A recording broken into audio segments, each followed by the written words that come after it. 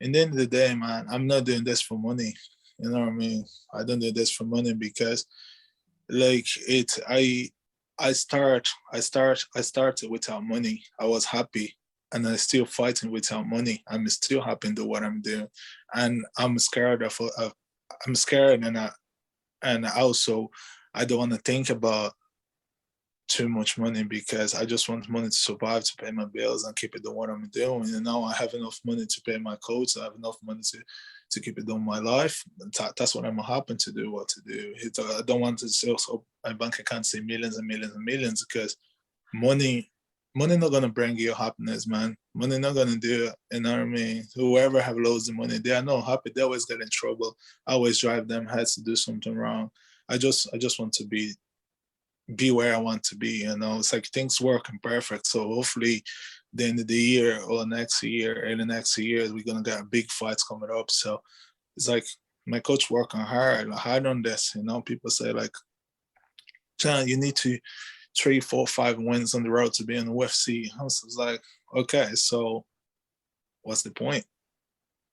I can't fight UFC, but also I can't fight and any show in the world and see the atmosphere is the same thing. It's the same quality. It's the same. The best fighters ever is out of UFC, is out of Bellator. There's loads of big talents out of there, you know? And what's the point you try to build an athlete to say, I'm gonna give you 10 easy fights, 10 easy wins, and then you're going to Bellator, don't last for 2 or 3 fights. I mean, I get what you say about the money aspect, that doesn't excite you. Um it doesn't compel you to get ready for the next fight, to look to the next best fight. Um, but I mean, after taking all of that abuse in the cage in front of all the fight fans in the venue and outside of the venue worldwide, after taking all of that abuse and all the preparations, making weight, cutting weight, and all of the training, extreme training that you have to do, the money Yeah, doesn't excite you one bit. So I mean, you have to, because naturally, I mean, kind of playing devil's advocate. Somehow, wouldn't you want some sort of compensation for all of the hard work, the hard work and graft you put in? yeah, but that's what I said. You know what I mean? I just want to have enough money to pay my bills. You know, to pay my bills, to keep it doing what I'm doing, and like thanks God, like everything we were doing is working perfect. You know, it's like it's covering my training, covering my food, covering my life. So it's what it is. It's like as I said, like money. You need money to be in this sport. Don't think that you don't need money. You need money to be in a sport. You need money for food. You need money for training. You need money for travel. You know, you need that. You need that. And like I want that. But as I said, like I I don't want to open my bank account, say millions and millions and millions, and say like, oh my God, like look at this, because it's like, what can I say? How can I explain myself as better? Like, I know myself. I'm always like to be out of my comfort zone to be where I want to be.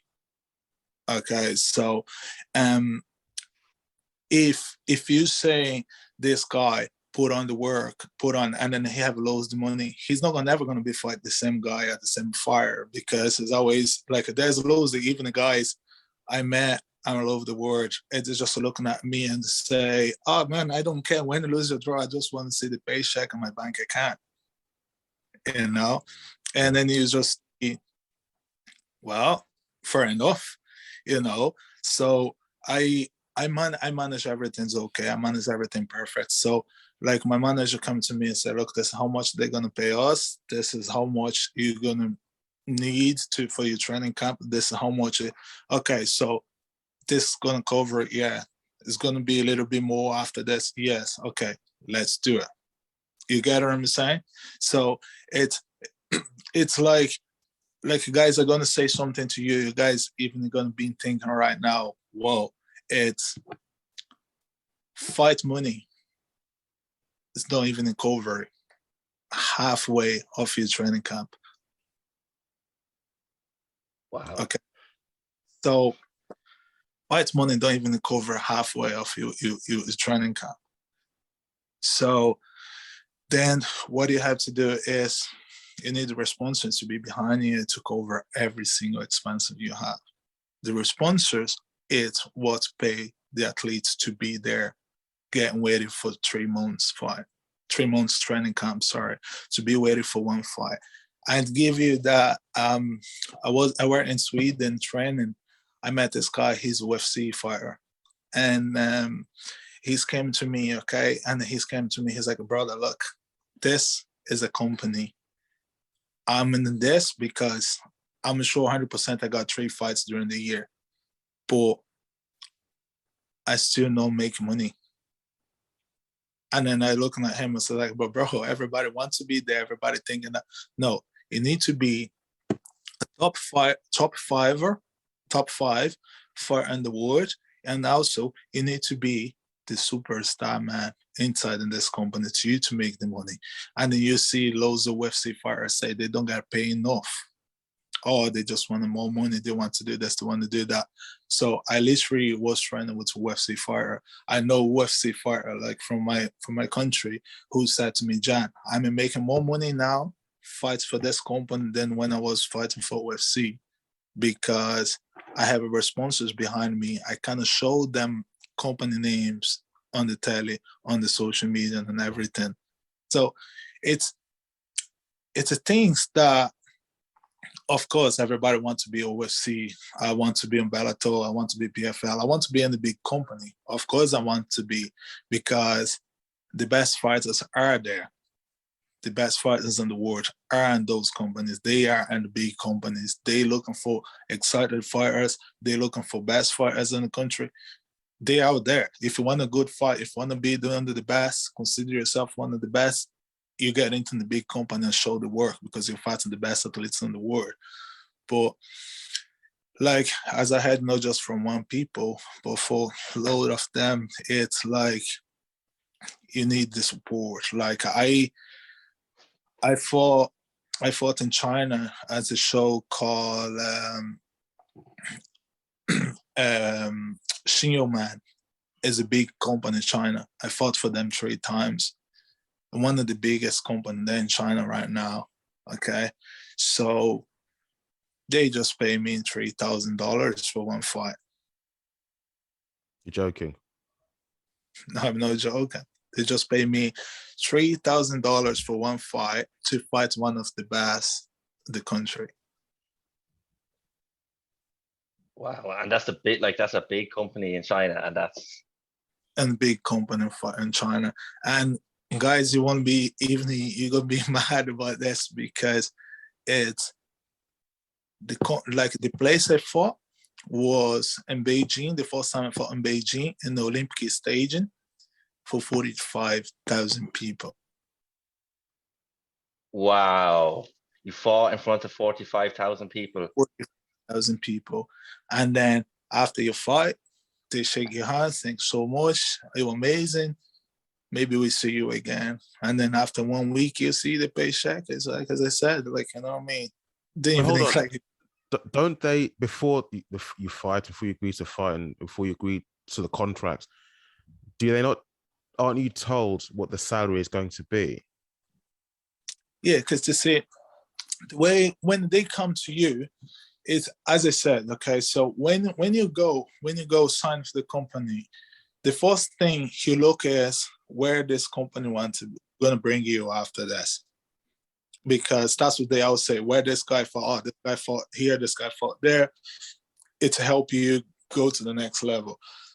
And then they come to you to say, look, we give you, that's what's the agreement they give. We give you 2,000 to step up, to get into the cage, to take the fight. Also, we give you $500 to you just to carry the shorts from them company to fight at them company shorts, and they give you $500 bonus or $500 bonus. It's dependent for you to say yes or no. Most, look, I don't know everything about the fight game, but come on. Again, I could go back to the question I said before. For all, when I was asked about the money, that money doesn't excite you. For all of the abuse going to suffer in the cage there, all of the preparation, the cutting, the making weight, the training at the camp and everything. 3,000, that feels like a slap in the face. It's pathetic. You understand? It is, and like, man, it's like, I'm not saying nothing bad, but like over here, you fight Muay Thai show. Okay, I gotta say something to you. See, Muay Thai, everybody say the big gloves, everything, but Muay Thai is the most dangerous sports, combat sport you could ever come across. It's Muay Thai, it's multiple weapons you can use it. Okay, MMA, you can get the abuse, you can take this person down, you know what I mean, and try to hold him on the ground or even to go to the cage and everything.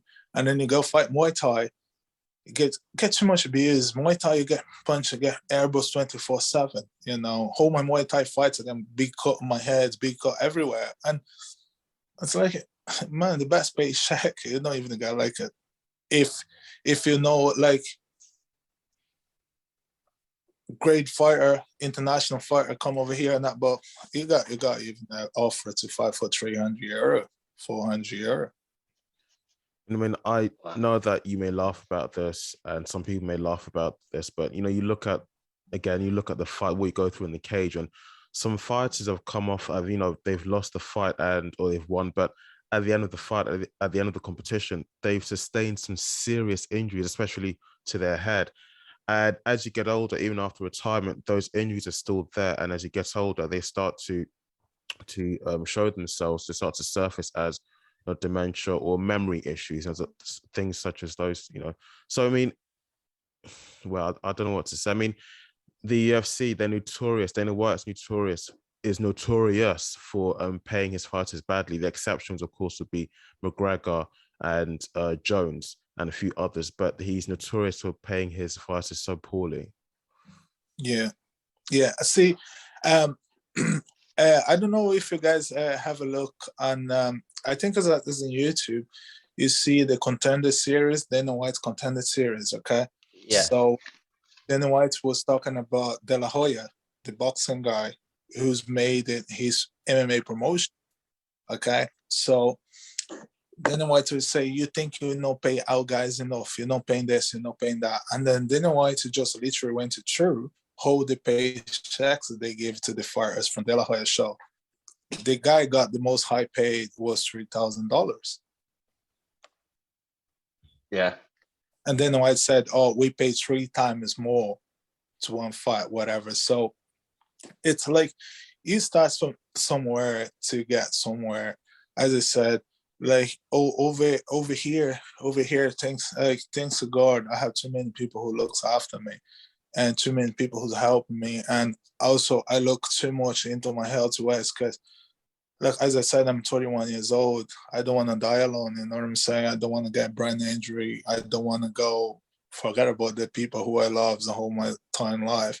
I go check my brain every 6 months. Every 6 months I go there. I go so scared.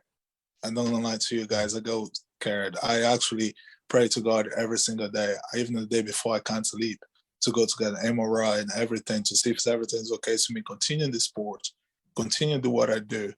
Because like, out of there, you see 80% of the fighters, Muay Thai fighters, or MMA, even MMA fighters, the boxers as well, they don't do it. They don't go try to check, see if everything's okay till they continue. I do myself, because, like, when you get one punch on the brain, on the head, on the face, your brain is the one who's got the damage. Your face can be clear, but inside you don't know what's going on or what is going on with you. You know, so it's for me, as I said, if you kind of ask any guy there out of there, if they say to you, I'm happy enough now, I'm doing this and that, they are not, because we still pay for the costs out of our pocket. You know what I mean? Like, you still try to get a decent pay to go fly out of there. Like, I even had when my manager said some guy, I asked her to fight, is gonna fight out of the country, and his paycheck's gonna be 3,000 euro, and he think it's great. It is not great, because it's not it's not you see promotion say, oh, it's too hard for us, we can't do this because we don't have the support, we need to do this, we need to pay that. It's all cost. Don't get me wrong, it got all cost. It costs a lot. Some promotion said you need to sell tickets to make a little bit more money, you need to do this to get a little bit more money. Yeah, but look, I gonna be honest with you, if it was about the money right now, I don't think this sport would last long. Yeah, Good yeah, I point. can see, especially where I was at Cage Legacy, they had no crowd, they've no nothing. And then like you look at the UFC, they have like the crowds, they have the big pay-per-views.